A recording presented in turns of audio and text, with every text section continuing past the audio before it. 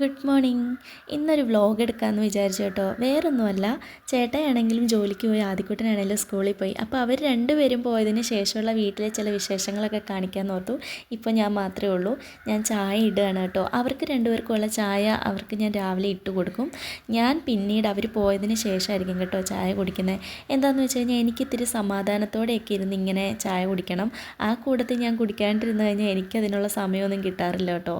അതുകൊണ്ട് ഞാൻ അവരെ വിട്ടതിന് ശേഷം സമാധാനത്തോടിരുന്ന് ചായയൊക്കെ കുടിക്കുകയാണ്. അവർക്ക് രണ്ടുപേർക്കും ഫുഡ് കൊണ്ടുപോകേണ്ടതുകൊണ്ട് രാവിലെ ചോറും കറിയും എല്ലാം റെഡി ആയിട്ടുണ്ട് കേട്ടോ.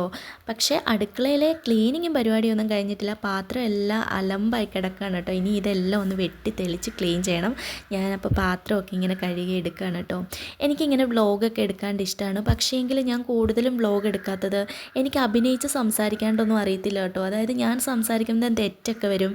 ഇങ്ങനെ പഠിച്ച് സംസാരിക്കുന്ന രീതിയിൽ വീഡിയോ എടുക്കാണ്ട് ഇത്തിരി ടാസ്ക്കാണ്. അതുകൊണ്ടാണ് ഞാൻ ഇങ്ങനത്തെ വ്ലോഗൊന്നും എടുക്കാത്തത് കേട്ടോ. പക്ഷേ എനിക്ക് ഭയങ്കര ഇഷ്ടമാണ് വ്ലോഗൊക്കെ എടുക്കാൻ. എന്തായാലും പാത്രമെല്ലാം കഴുകി അടുക്കളയൊക്കെ നല്ല ക്ലീൻ ചെയ്തിട്ടിട്ടുണ്ട് കേട്ടോ. കവറൊക്കെ തൂക്കിയിട്ടിരിക്കുന്നത് വേറൊന്നും കൊണ്ടും അല്ല കേട്ടോ.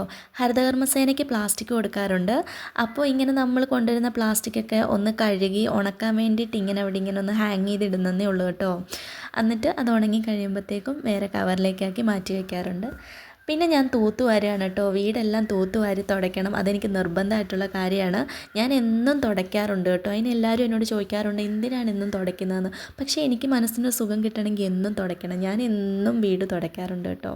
അപ്പോൾ അതെല്ലാം കഴിഞ്ഞ ശേഷം കുറച്ച് മീൻ വറുക്കാനായിട്ടുണ്ടായിരുന്നു. നത്തോലി, ഇവിടെ നത്തോലി, കൊഴുവ എന്നൊക്കെയാണ് കേട്ടോ ഈ മീനിന് പറയുന്നത്.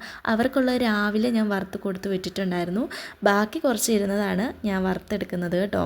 അതിനുശേഷം തുണിയെല്ലാം അലക്കി എൻ്റെ കുളിയെല്ലാം കഴിഞ്ഞ് തുണി അലക്കുന്ന വീഡിയോ ഒന്നും എടുക്കാണ്ടൊന്നും പറ്റിയില്ല കേട്ടോ. അങ്ങനെ കുളിയെല്ലാം കഴിഞ്ഞു.